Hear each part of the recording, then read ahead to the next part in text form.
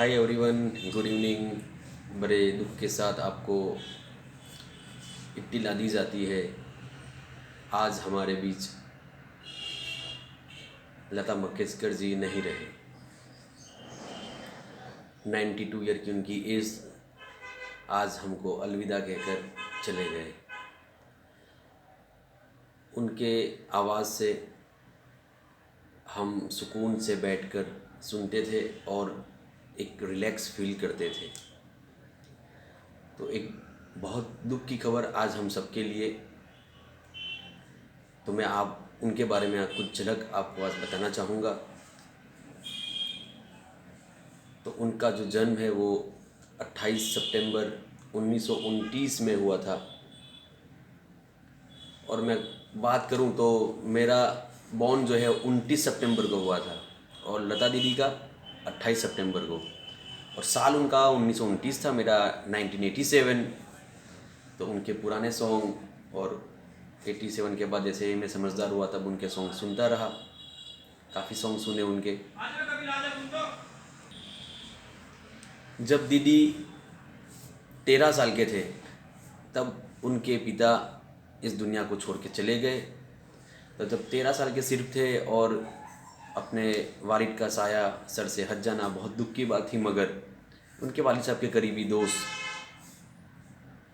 जिन्होंने उनको संभाला, विनायक दामोदर कर्नाटकी, जिन्होंने पूरा उनको संभाला, उनका टेक केयर किया और आगे बढ़ने के लिए उनको प्रोत्साहित किया, जिसका नतीजा हम सब जानते हैं।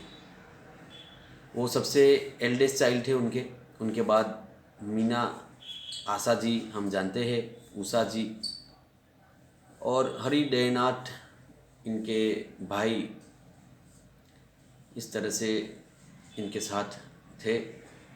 तो सबसे जो एल्डेस्ट थे वो लता दीदी थे। ऑलमोस्ट 7 डिकेड्स तक हमको इन्होंने एंटरटेन किया, गाना सुनाया, हमारा दिल बहलाया उनके सुरीले आवाज़ से, सुरों की कोकिला। जैसे हम कोयल को सुनते हैं तो बेहतरीन उनकी आवाज़ जो हमारे दिलों को छू जाए। बहुत अफसोस की बात है। तो मैं इनके कैरियर के बारे में कुछ भी आपको और भी जानकारी दूंगा। उन्होंने 1940 में इन्होंने गायकी की शुरुआत की थी।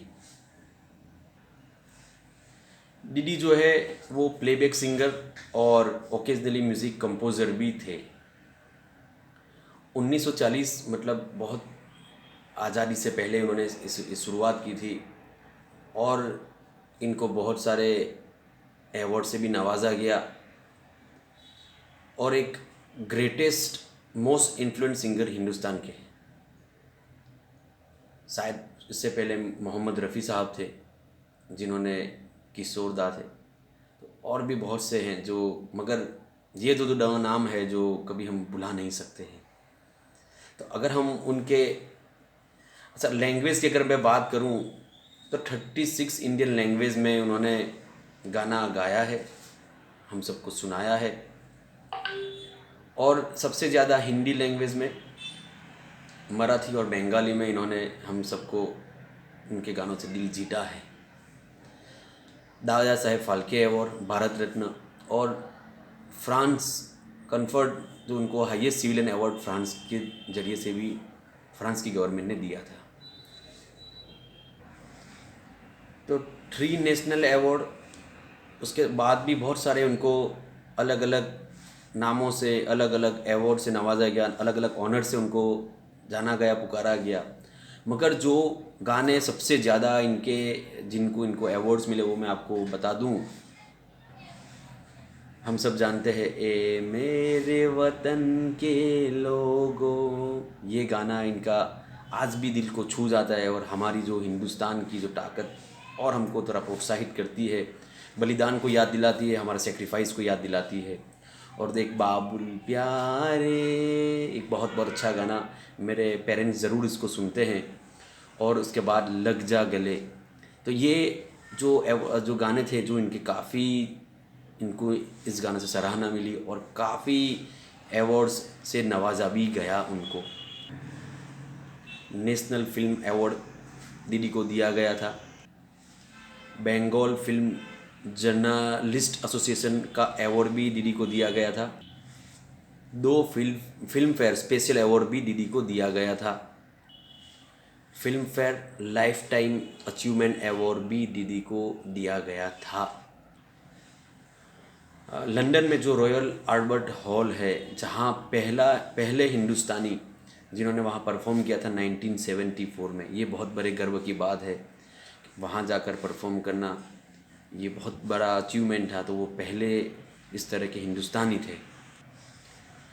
सबसे पहले 1942 में इन्होंने सबसे पहला हिंदी मूवी में जो मूवी का नाम था किटी हसल, उसमें इन्होंने एक गाना गाया था, नाचूं या गड़े खेलूं सारी, इस तरह का एक सॉन्ग था जो सबसे पहला इनका रहा था। और हिंदी गानों की बात करते हैं 1943 में माटा का एक सपूत जो था, उसके बाद उन्होंने ये गाना सबसे पहले रिकॉर्ड किया था हिंदी में।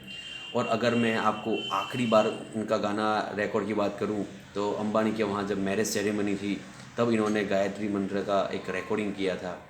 तो ये इस तरह के दीदी की जो लाइफ थी जो कभी भी हम भूल नहीं सकते, और इनकी याद हमेशा हमारे दिलों में रहेगी।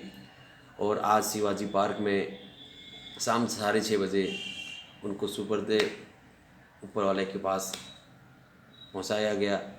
और हिंदुस्तान के बेस्ट सिविलियन हम बोल सकते हैं, तो उनको हिंदुस्तान की सरकार ने, गवर्नमेंट ने 2 दिन का राष्ट्रीय मौन भी, राष्ट्रीय शोक भी जाहिर किया है। तो ये आज का बहुत बड़ा दुख वाला दिन 6 फरवरी 2022। उससे पहले हम पिछले साल भी बहुत सारे हमारे लीजेंड्स हमको छोड़ के गए, हमारे अपने छोड़ के गए, और आज बहुत ही बड़े उम्दा सिंगर हमारे बीच नहीं रहे। आपकी याद ज़रूर रहेगी लता मंगेशकर जी, और बेहद आपकी कमी महसूस होगी। भगवान आपकी आत्मा को शांति दे। थैंक यू आपके इतने लंबे कैरियर में आप हम सबको अपने आवाज़ से मोहित करने के लिए। We will definitely miss you Lata ji.